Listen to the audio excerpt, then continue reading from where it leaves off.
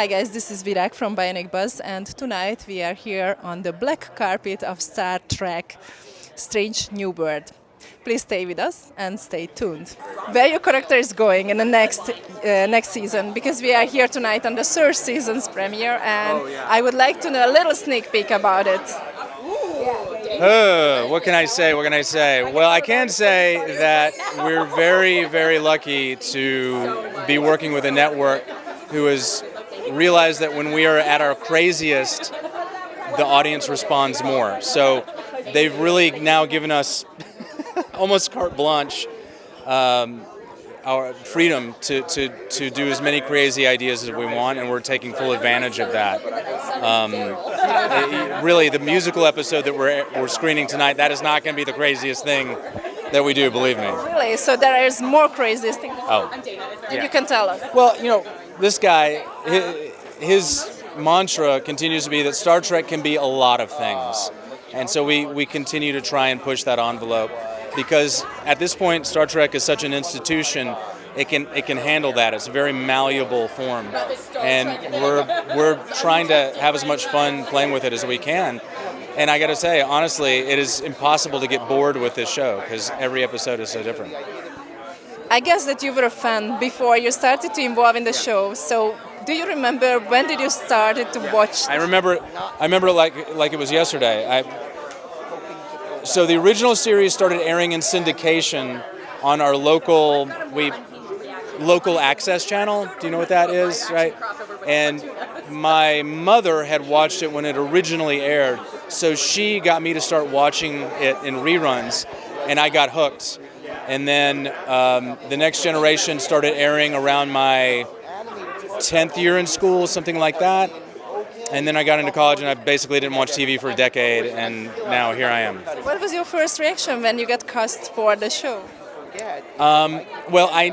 So I had actually been talking to them on Star Trek Discovery about their season 1 captain, and they ended up hiring Jason Isaacs, who I found no fault with because I'm a fan of his. And then they called me back and said, "What about we got a new captain coming up for season 2?" And I said, "Sure." And then they told me it was Captain Pike. And I about fell out of my chair when I heard that, because I knew what that meant.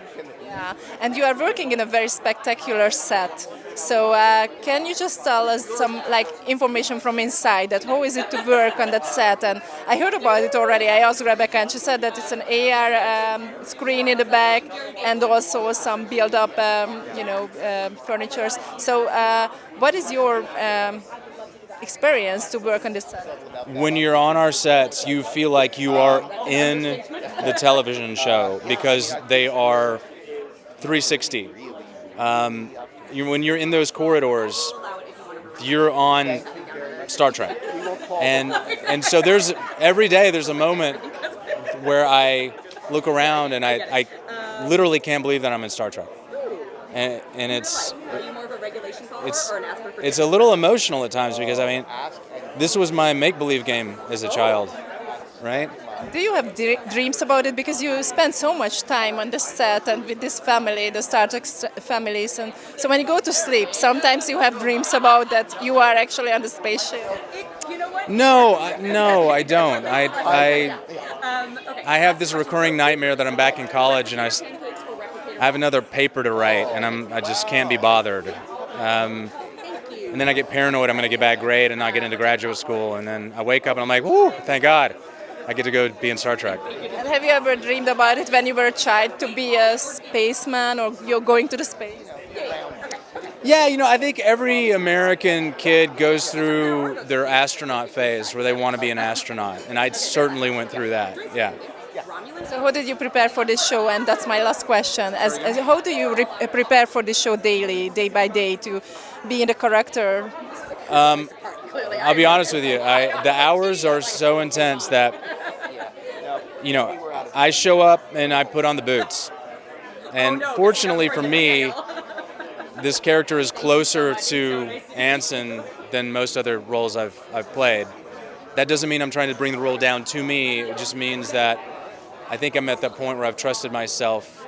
I'm able to trust myself as an actor, that I'll have good instincts and just try to go back to the script. Script is king, and enjoy my work. enjoy my day. Well, thank you so much. We are enjoying the show very much too, and thank you really for the interview and congratulations Thank for you the for show. being here. Thank you. Nice to meet you. I am Virak from Bionic Buzz, and you are here tonight in this wonderful carpet next to your husband, actually. So, how is it to be moderated by him tonight? You never know. I mean, you never know what he's going to ask, and also I'm not nervous at all. Can you give us some sneak peek about the third season? What was the biggest challenge for you? Oh, I guess the biggest challenge at the beginning was we didn't know how we could possibly outdo season 2, and without giving anything away, we did it. We finished an amazing third season that we're incredibly proud of, and there is absolutely nothing I can say about it, but that I didn't think we could do better than season 2, and we did. I am also working with my husband because he's a camera operator, and when we were watching the show, we were thinking of it that what is the set? Is it like LCD background, or so? I just want to know about this spectacular. The AR wall it's all screens all around us. So when we actually go to the worlds and we visit the strange new worlds, that's all on the AR wall. Other than that, our actual sets are physical sets, and they're beautiful. Like really, the bridge set is amazing because it's really like 360 degrees with a roof. It feels like you're in Star Trek. It's very, the sets are magical. So as an actor, how is it to work with an AR background? Is it like makes any difference, or if it's like real? In person, we know that it looks great on camera. In person, you have to take it doesn't look the same in person. But magic happens once it's on camera. And you had a musical scene, right, with a little choreography? So, yes. So was it challenging for you to work in that scene, or was it exciting? Very exciting. I was one of the people who was really pushing for a musical episode. It was our 9th episode of the season, which is typically when everybody's pretty tired and ready to go home. But we were all so excited. We were coming in on weekends for rehearsals and going to the recording studio and weekends, and it was really fun to see everybody come together to make it happen. So in the future, we will see you in more musical or choreographical scenes. Never know. Thank you so much for stopping by, and congratulations for the show. Thanks. When been you in Budapest? I was there about 10 years ago. Yeah, it was beautiful. Changed a lot since, but hopefully you come back one day. I have a Pushka jersey at home. Yeah. Okay, so you are a big football fan. Not really. I just went to. I just got it at the airport, really. But I loved Hungary. Budapest was a gorgeous city. I would love to shoot there sometime. I know they shoot a lot of productions there now. We have a special tax deal, so a lot of movies shooting in Budapest right now. Well, that's my wife, but it's so funny. I'm moderating tonight's panel, so it's fun for me because I'm the husband, but tonight I almost have to be like the journalist, like you. It's going to be cool. But I really believe in their show. It's just such a good show, and this is for the Emmy push, So I gotta make them all look good up there. So how did you prepare for this tonight? Because you're going to moderate the conversation. I wrote questions and I practiced them on my wife at home, and I got some good notes from her, and hopefully I'll do a good job. When did you start to watch Star Trek? Do you remember when you were a kid? You already been a fan? I started with the original series and the movies, believe it or not. When the movies were coming out, the ones with William Shatner and Leonard Nimoy. Wow, look at Celia. So far. Ow! Woo! Ow! It looks like you are family. She plays Uhura. So cool. The whole Star Trek is a whole family. Everybody's coming. It is a family. It's about a family. It's really cool. So we just dropped the conversation that you were a child and you started to watch the movie. Oh yeah. I started with the movies in the original series, but man, I just love my wife's show, Strange New Worlds. It's just so good. I'm so proud of everybody here, and I hope they get nominated for a lot of Emmys. You need to go. So at home, I just want to have a little, see behind the scene. When you are at home and you're watching your wife's work on the screen, you are sitting down and you are making a conversation about it, or so how that is? Just I look at the comments a lot, because I'm not in it, so I can, and everyone loves it. It's really fun. How do you define personal success now? And how's that I'm really happy for all of them. I really am. So it's going to be a wonderful night, I guess. And can you just share with us if you are working something else right now, currently? Me? A good friend. No, I only have this going on. I'm sorry. Should I have more? No. This is not it. No more material. Thank you so much for stopping. Thank you. Thanks a lot. Pleasure to meet you. Well, I couldn't not notice your necklace, the medal. So please tell me the story when you started to wear it. Of course. Well, these were actually a wrap gift from Chrissy, who plays La'an Nooney and Sing. And so we got it for season 1. And so every time I have a Star Trek event, I wear the necklace just to be on theme. So after every season, you got a wrap present? Not from, I get a little something. I get gifts for everybody. It's sort of a cast tradition. Yeah. When did you start to watch Star Trek? Oh, goodness. Truthfully, I started to really, really watch Star Trek when I heard I had an audition for the show. But I come from a Trekkie family, a huge family of Trekkies. And so I feel like I've been watching it since the womb, but I started watching it as a conscious person right when I was auditioning. Could you give us a little sneak peek about where your character is going in the 3rd season? Of course. I won't spoil too much, but I will say that we're seeing a side of her that we've never seen before, and it's something that is so characteristically her, but we're finally getting to show her at her big young stages. When you get casted for this character and for this show, what was your first reaction? I screamed really, really loud. I was in an Uber when I found out that I got it. And so I screamed so loud that my driver slammed on the brakes and was like, "Are you okay?" I'm like, "Yes, my life just changed. My life will never be the same after this moment." And so I was clearly very excited. No, do you really feel that your life changed? Say again? Do you really feel that your life changed? Absolutely. I mean, I don't think I'd be in a situation like this without it. So my life is absolutely different. What was the biggest challenge? What was the biggest challenge in your character to building it? Ooh, I think my biggest challenge was trying to keep her recognizable. I think that so much of what this character is her future, but we're not seeing that yet. And so to keep her character in line with the person she is growing into, that I think was the biggest challenge. Well, thank you so much for sharing all of this, and congratulations for your character and for the time. It's so nice to meet you. Oh yeah, it's my name, Celia, my initial R, my last name Gooding. Celia R. Gooding on pretty much everything. Thank you. Wonderful dress. Well, I work with an amazing prosthetics artist named Chris Bridges. He does my ears. Legacy Effects has created the ears. They're actually here in LA. And it takes an hour and 12 minutes for the ears and eyebrows to include the gluing of the eyebrow, the painting, the blending, and they really do look like my own. It's pretty amazing the work that Chris does. Uncomfortable, or you're not? No, it's actually, in the world of prosthetics, which can be quite uncomfortable because you might have a whole face piece, it's very comfortable. I forget that I'm wearing them. So, and they feel kind of real. So, is it the 3rd season's premiere tonight? And could you give us some sneak peek about it? Where is your character's role is going on? Oh, okay. Well, I better do this carefully.